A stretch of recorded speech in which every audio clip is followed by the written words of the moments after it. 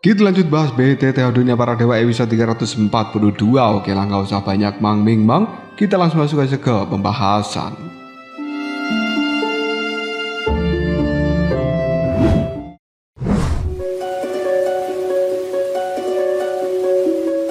10 tahun berlalu semenjak perang besar yang mengguncang benua Dodi berakhir. Di halaman klan Xiao kehidupan kembali penuh dengan kedamaian. Tidak ada lagi suara dentuman pertempuran atau teriakan di medan peperangan. Yang terdengar hanyalah suara tawa keluarga dan juga kesibukan mempersiapkan pernikahan terbesar di dalam sepanjang sejarah benua Dodi. Di antara semua orang, King Mu'er tampak menjadi sosok yang paling bahagia. Dia berlari kecil mengikuti Xiaoyan kemanapun pria itu pergi. Sambil tersenyum ceria, dia terus bersenandung. Pembohong kecil, la la la la. Xiaoyan hanya bisa menggelengkan kepalanya sambil tertawa. Mu'er, apa kau tidak lelah terus mengikutiku? King Mu'er menjulurkan lidahnya. Tidak. Kalau aku berhenti mengikutimu, nanti kau diam-diam akan pergi lagi. Xiaoyan pun tersenyum lembut. Baiklah, kalau begitu tetaplah berada di sampingku ya, walaupun aku sedang berak. Pemandangan sederhana itu membuat para pelayan di halaman klan Xiao ini hanya bisa saling tersenyum. Meski telah menjadi seorang Dodi bintang 9, Xiaoyan tetap tidak berubah. Dia masih pria yang sama yang selalu menghargai orang-orang di sekitarnya selama 10 tahun itu. Xiaoyan memang tidak lagi berkultivasi, namun bukan berarti dia bermalas-malasan. Sebagian besar waktunya dihabiskan di dalam aliansi bisnis. Dia menghadiri berbagai lelang besar maupun kecil, mencari teknik bertarung terbaik untuk para sahabat dan juga keluarga. Karena Xiaoyan tahu pertempuran melawan Raja Pemakan Jiwa bukanlah akhir. Meskipun dia telah dikalahkan, tapi masih ada ancaman yang jauh lebih besar menunggu di depan sana. Suatu pagi, Xiaoyan memanggil seluruh anggota inti dari klan Xiao untuk menuju istana besarnya. Feng Bao, Xiaozhan, Long Yi, Bayangan Ungu, Nan Erming, dan juga yang lainnya pun segera berkumpul. Feng Bao kemudian segera bertanya, Tuan Muda Xiaoyan, apakah kali ini ada hadiah lagi? Xiaoyan hanya tersenyum. Ada. Dia mengibaskan tangan bajunya. 5 gulungan perahan melayang di udara. Mata dari anggota kelompok Xiaoyan pun langsung berbinar.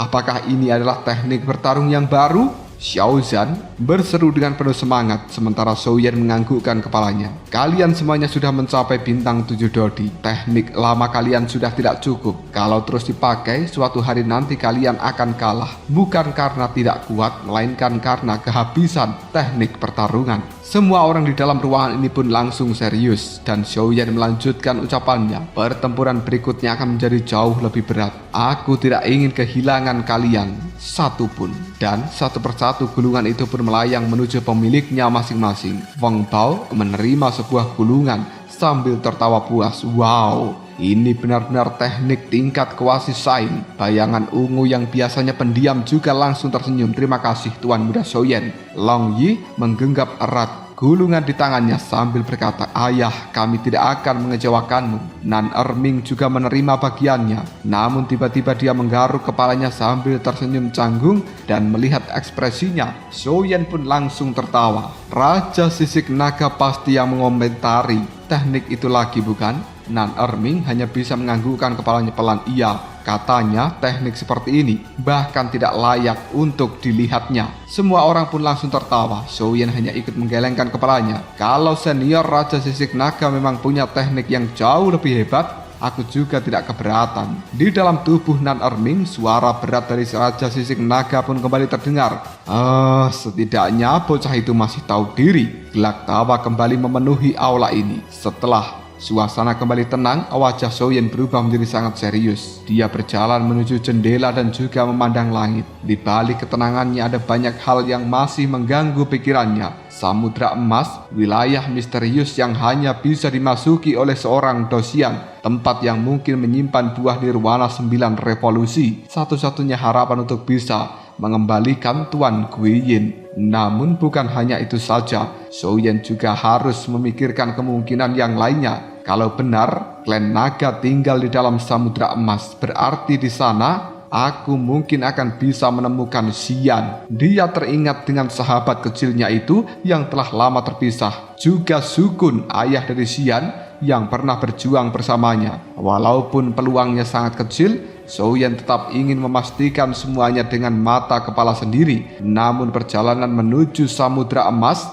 tidak bisa dilakukan saat ini. Zhou Yan sadar bahkan dirinya yang telah mencapai kekuatan bintang 9 Dodi belum tentu mampu menghadapi seluruh bahaya yang telah menunggu di dalam Samudra Emas, apalagi membawa para sahabatnya. Oleh karena itulah Zhou Yan memilih mempersiapkan mereka mulai sekarang, dan Zhou Yan kembali menatap semua orang yang ada di hadapannya. Dengarkan baik-baik. Hari ini mungkin kita sedang menikmati kedamaian, tapi suatu hari nanti akan datang pertempuran yang jauh lebih besar daripada perang melawan Raja Pemakan Jiwa. Aku ingin ketika hari itu tiba kita semuanya masih berdiri secara berdampingan. Tidak seorang pun menjawabnya, namun sorot mata mereka sudah menunjukkan tekad yang sama. Feng Bao mengepalkan tinjunya. Kami akan menjadi jauh lebih kuat. Xiao Shan menganggukkan kepalanya. Kami tidak ingin tertinggal lagi. Zhou Yan tersenyum puas. Baginya, kekuatan terbesar bukanlah teknik bertarung ataupun tingkat kultivasi, melainkan seseorang yang akan selalu siap berjalan bersama dengan dirinya apapun rintangan yang akan menghadang mereka di masa depan.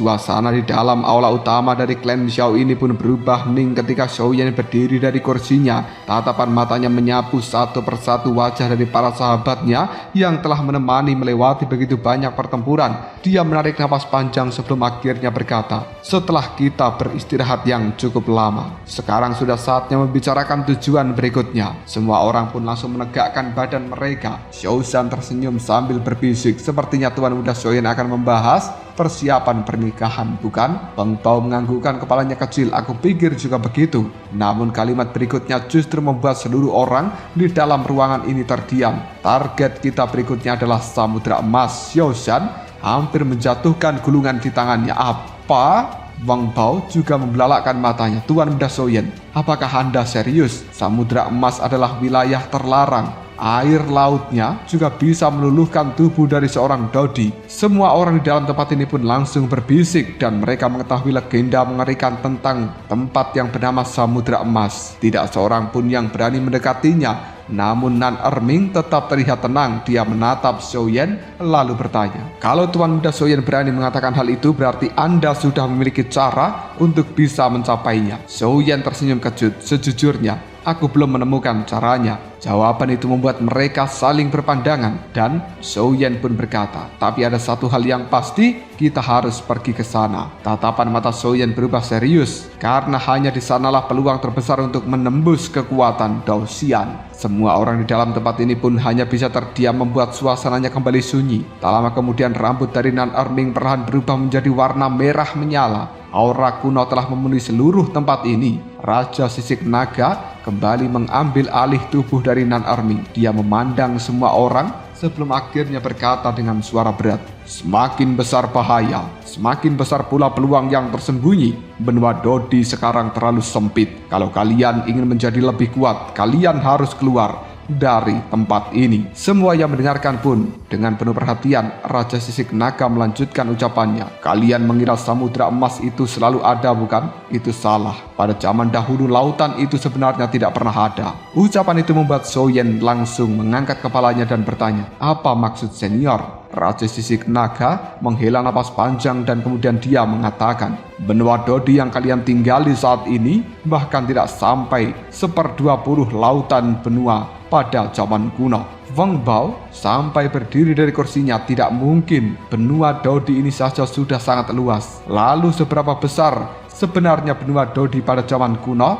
Raja Sisik Naga menjawab dengan tenang, "Samudra Emas yang kalian lihat pada zaman ini, dahulu kala itu adalah sebuah daratan." Semua orang pun langsung terdiam. Tak ada yang mampu membayangkan sebuah kenyataan itu. Zhou Yan perlahan mengepalkan tinjunya. "Kalau begitu, apakah reruntuhan dunia kuno itu juga masih berada di dalam dasar lautan dari Samudra Emas ini?" Raja Sisik Naga menganggukkan kepalanya pelan. "Mungkin masih ada, dan mungkin juga sudah hancur dimakan oleh waktu. Tidak ada yang tahu tentang hal itu. Tapi kalau kalian berhasil menemukan sebagian kecil dari peninggalan kuno itu saja, maka kalian sudah cukup untuk bisa menjadikan keberuntungan terbesar dalam hidup masing-masing. Mata Xiaoyan pun langsung berbinar, dan kini dia semakin yakin bahwa perjalanan menuju Samudra Emas bukan hanya demi mencari buah nirwana 9 revolusi untuk menyelamatkan Tuan Guiyin, tetapi di balik lautan itu masih tersimpan rahasia besar peninggalan dari peradaban kuno. Namun Raja Sisik Naga kembali menggelengkan kepalanya dan berkata, sayangnya dengan kekuatan kalian yang sekarang bahkan menyentuh air lautan dari Samudra Emas masih belum mampu. Xiaoyan menganggukkan kepalanya. Aku tahu, itulah sebabnya kalian semuanya harus menjadi jauh lebih kuat. Dia pun menatap para sahabatnya satu persatu. Dan sebelum kita pergi, Raja Pemakan Jiwa harus disingkirkan terlebih dahulu. Tatapan mata anggota kelompok Xiaoyan langsung berubah serius. Mereka memahami maksud dari Xiaoyan. Selama musuh tersebut masih hidup, tidak seorang pun akan benar-benar aman. Setelah pertemuan ini selesai, Xiaoyan membubarkan mereka semuanya agar kembali berkultivasi. Sementara Xiaoyan sendiri berjalan perlahan mengelilingi halaman klan Xiao. Tiba-tiba Dar! Suara kilatan petir menyambar langit. Xiaoyan pun mendongak. Itu adalah kesengsaraan pil obat. Dalam sekejap dia pun menghilang dari tempatnya. Sesaat kemudian dia telah tiba di ruang pemurnian milik Lang Tian. Di sanalah Lang Tian baru saja berhasil menyempurnakan pil kaisar tingkat ke-6. Di sampingnya Qiu Qiu melompat-lompat penuh dengan semangat. Matanya tidak lepas dari pil yang masih hangat itu. Lang Tian tertawa kecil. Dasar rakus. Tenanglah. Baiklah. Ini untuk dirimu. Begitu pil itu diberikan, Qiu Qiu langsung menelannya tanpa ragu. Aura dari binatang kecil ini pun seketika melonjak dan Xiaoyan mengangkat alisnya. Di bintang 6, perkembangan Qiu Qiu cepat sekali. Lang Tian pun tersenyum bangga. Semua pil yang aku suling selama ini habis dimakan oleh Qiu Qiu, dan untungnya hasilnya tidak sia-sia. Saat mereka berbincang, seorang wanita perlahan keluar dari dalam ruangan. Hormat Tuan Muda Xiaoyan. Wanita itu tidak lain adalah Huoli. Semenjak kehancuran dari balai pil, dia masih tinggal di halaman klan Xiao.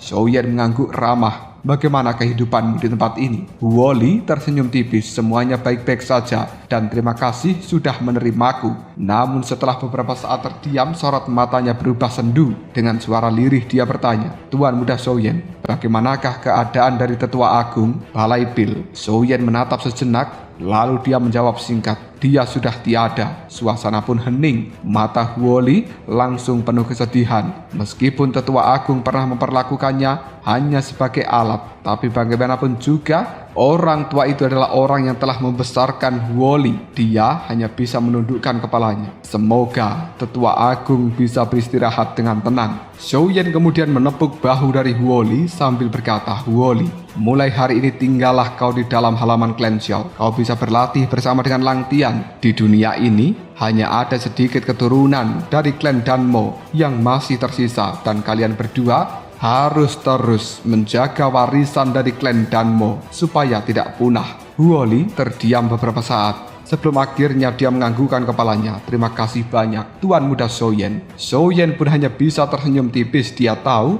ada luka yang tidak bisa disembuhkan hanya dengan kata-kata. Waktu adalah satu-satunya obat. Tiba-tiba terdengar suara riang. Kiu kiu, kiu kiu.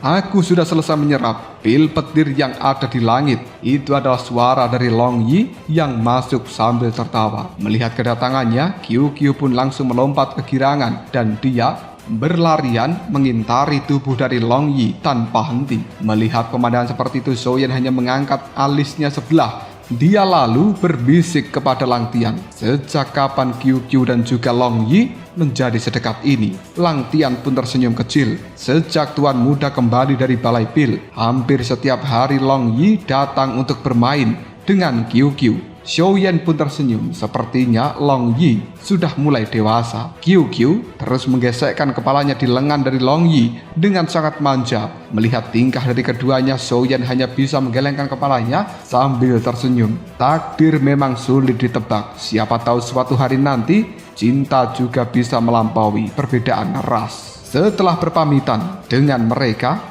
Xiaoyan kembali menuju tempat tinggalnya. Namun sesampainya di sana dia justru merasa gelisah. 10 tahun telah berlalu tanpa berkultivasi membuat tubuh dari Xiaoyan terasa sangat aneh. Dia mondar-mandir beberapa kali sebelum akhirnya menghela napas panjang. Kenapa rasanya begitu tidak nyaman? Suara dari tetua Zanlao pun segera terdengar dari dalam menara di tubuh Xiaoyan. Kenapa? Kau mulai tidak tahan ya? Xiaoyan pun tertawa canggung. Aku memang sudah terlalu lama tidak berkultivasi dan rasanya seluruh tubuhku menjadi gatal. Tetua Zanlao menggelengkan kepalanya. Orang lain menganggap kultivasi itu melelahkan, tapi kau malah ketagihan. Xiaoyan pun hanya tersenyum. Kalau begitu, izinkan aku masuk ke lantai berikutnya dari menara kekosongan Shichen. Selama ini Xiaoyan hanya mampu memasuki lantai ketiga dari menara kekosongan roh Shichen itu. Dan kini setelah kekuatannya mencapai bintang 9 Dodi, tetua Zanlao akhirnya menganggukkan kepalanya. Kau memang sudah memenuhi syarat, tetapi bersiaplah. Lantai keempat jauh berbeda. Xiaoyan langsung menegakkan badannya dan bertanya apa yang ada di lantai keempat. Tetua Zanlao menjawab perlahan,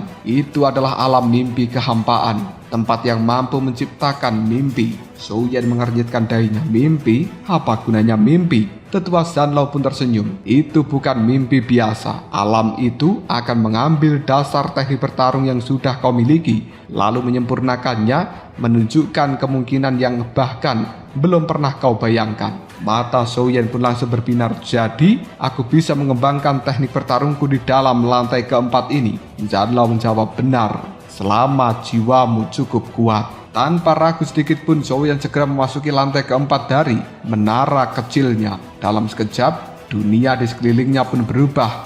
Langit penuh dengan bintang-bintang. Cahaya berputar membentuk galaksi yang tak berujung. Xiaoyan duduk bersila. Setelah berpikir sejenak, dia memilih sebuah teknik yang sudah sangat lama dia gunakan. Teknik penciptaan yang agung, yang merupakan teknik telapak tangan hitam raksasa. Teknik ini dulu menjadi andalannya ketika Xiaoyan masih berada di dalam benua Doqi, dan tiba-tiba di hadapannya mulai muncul sosok bayangan hitam.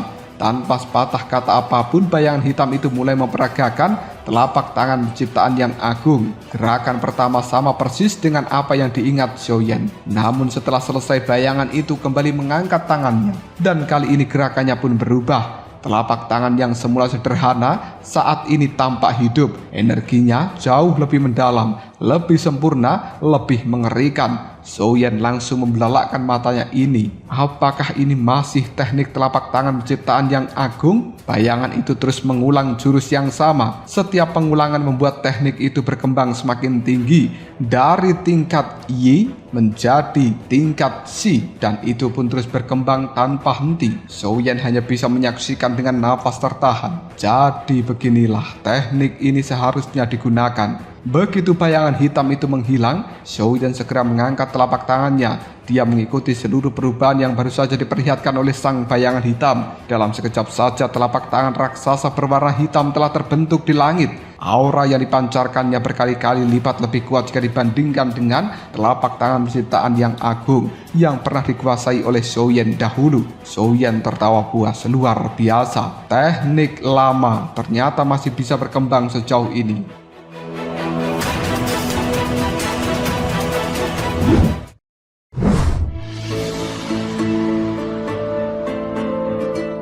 Suara dari Zanlao kembali terdengar, dan itu baru permulaan. Menara roh kekosongan Shichen ini memiliki 20 lantai. Kau baru saja menginjak lantai keempat. Xiaoyan terdiam, dadanya penuh dengan semangat. Kalau lantai keempat saja sudah mampu memberikan keajaiban sebesar ini, lalu rahasia apa yang masih tersembunyi di 16 lantai berikutnya? Xiaoyan pun mengepalkan tinjunya erat-erat. Perjalanannya menuju puncak ternyata masih sangat panjang, dan untuk pertama kalinya setelah bertahun-tahun ini, Souyan kembali merasakan gairah yang sama seperti saat pertama kali menapaki jalan kultivasi. Setelah memahami cara kerja dari lantai keempat menara roh kekosongan Shichen, Souyan seolah menemukan dunia baru di dalam perjalanannya kali ini. Hari demi hari pun dia menghabiskan hampir seluruh waktunya di alam mimpi hampa. Di dalam dunia ini yang berada di antara mimpi dan juga kenyataan, Souyan terus mengasah teknik-teknik bertarung yang pernah menemaninya semenjak dia masih berada di dalam benua Dogi. Setiap kali kekuatan jiwanya habis, Souyan akan langsung menelan pil pemulihan. Dia lalu kembali memasuki dunia mimpi tanpa mengenal lelah. Di hadapan Souyan, sosok bayangan hitam kembali memperagakan telapak penciptaan yang agung. Sekali, dua kali, puluhan kali, bahkan sampai ratusan kali. Setiap gerakan selalu berbeda, selalu lebih sempurna daripada sebelumnya. Souyan pun mengikuti setiap perubahan yang dilakukan oleh bayangan hitam itu dengan penuh konsentrasi. Jadi aliran Dogi bisa diubah menjadi seperti ini. Kalau titik ledakannya dipindahkan ke sini, kekuatannya akan meningkat berkali-kali lipat. Tanpa sadar, Souyan terus memperbaiki jurus itu sedikit demi sedikit, hingga suatu saat, BUNG! Sebuah telapak tangan hitam raksasa kembali memenuhi langit di alam mimpi hampa. Tekanan yang dipancarkan jauh melampaui teknik telapak tangan ciptaan agung yang pernah dikuasai Souyan. Hal ini membuat Souyan tersenyum tipis sambil berkata, akhirnya telapak tangan penciptaan yang agung telah mencapai tingkatan Sain. Namun dia belum berhenti. Tatapan mata Souyan beralih pada 3 teknik lamanya, yaitu jari, musim semi kuning, telapak tangan, musim semi kuning, dan juga kemarahan surgawi, musim semi kuning. Sudah lama aku meninggalkan kalian, tapi mungkin kalian masih bisa berkembang lebih jauh. Tanpa ragu, Souyan kembali memasuki dunia mimpi hampa. Bayangan hitam itu pun mulai bergerak lagi. Setiap jurus yang dia peragakan membuat Souyan semakin terkejut. Teknik yang dahulu hanya dianggap sebagai teknik tingkat surga perlahan berubah menjadi teknik tingkat yang mampu mengguncang langit dan bumi. 10 tahun berlalu begitu saja di dalam menara roh kekosongan Shichen. Bagi dunia luar, waktu hampir tidak terasa. Namun bagi Souyan 10 tahun itu menjadi masa penyempurnaan yang luar biasa. Dan kini dia memiliki 6 teknik bertarung utama. 4 diantaranya bahkan telah mencapai tingkatan Sain. Souyan pun menganggukkan kepalanya puas dengan teknik-teknik ini. Peluangku menghadapi musuh di masa depan akan jauh lebih besar karena waktu menuju pernikahannya tinggal 10 tahun lagi. Souyan akhirnya menghentikan kultivasinya dan keluar dari dalam menara. Begitu pintu kamar Souyan terbuka, dia langsung terpaku. Ini halaman klan Xiao saat ini telah berubah total. Di mana-mana tergantung lampion merah, dinding-dinding dihiasi simbol kebahagiaan. Pepohonan di luar bahkan telah diganti dengan tanaman berdaun merah menyala. Seluruh halaman klan Xiao dipenuhi dengan suasana perayaan. Souyan hanya bisa tersenyum sambil menggelengkan kepalanya. Ini pasti ulah Zeni. Dia berjalan perlahan menyusuri halaman ini. Tak jauh di depan, Zeni masih sibuk mengatur para pelayan. Di sampingnya, Xiaoqi menghadapi setiap hiasan yang penuh dengan rasa ingin tahu. Melihat Souyan datang, Zeni segera menghampiri. Kau akhirnya keluar juga dari dalam kamarmu. Souyan tersenyum tipis. Sepertinya aku telah melewatkan banyak hal. Zeni menganggukkan kepalanya sambil membuka gulungan daftar tamu. Semua undangan sudah dikirimkan. Perwakilan dari ras manusia, ras Yao, klan binatang iblis, ras iblis, hingga berbagai kekuatan besar di dalam seluruh benua Dodi ini akan hadir. Souyan mengangkat alisnya. Berapa banyak tamu yang akan datang? Zeni tersenyum tipis. Mungkin jutaan orang. Apa?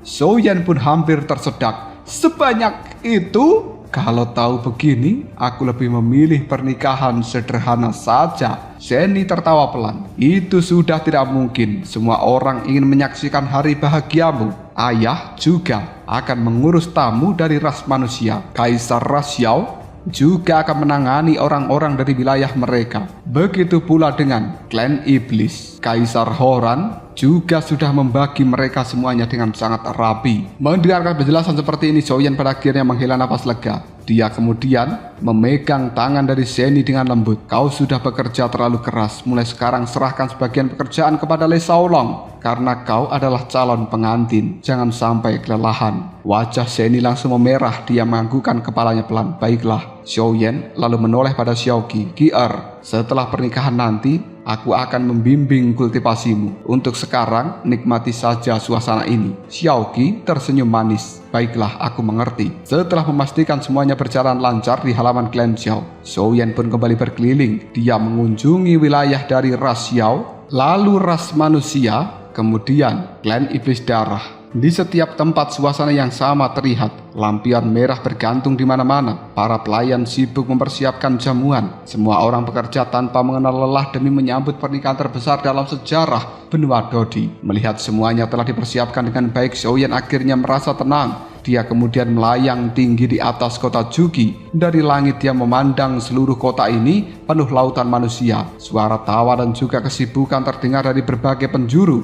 Namun di balik pemandangan itu, pikiran Xiao Yan perlahan melayang jauh ke sebuah tempat yang sangat dia rindukan, yang tidak lain adalah benua Daoqi, tempat seluruh perjalanan dari seorang Xiao Yan dimulai. Dia masih mengingat kota Wutan, masih mengingat kota Zhongzhou yang pernah diporak-porandakan akibat pertempuran besar. Sambil menatap cakrawala, Xiao Yan pun tersenyum tipis. Semoga suatu hari nanti aku bisa pulang dan melihat semuanya telah kembali damai. Angin berhembus pelan menerpa wajah Xiao Yan, dan di tengah langit senja yang telah memerah ini, Xiao Yan menyadari bahwa meskipun perjalanan hidupnya telah membawa pada puncak kekuatan, masih ada satu tempat yang akan selalu dia sebut sebagai rumah, yaitu benua Daoqi.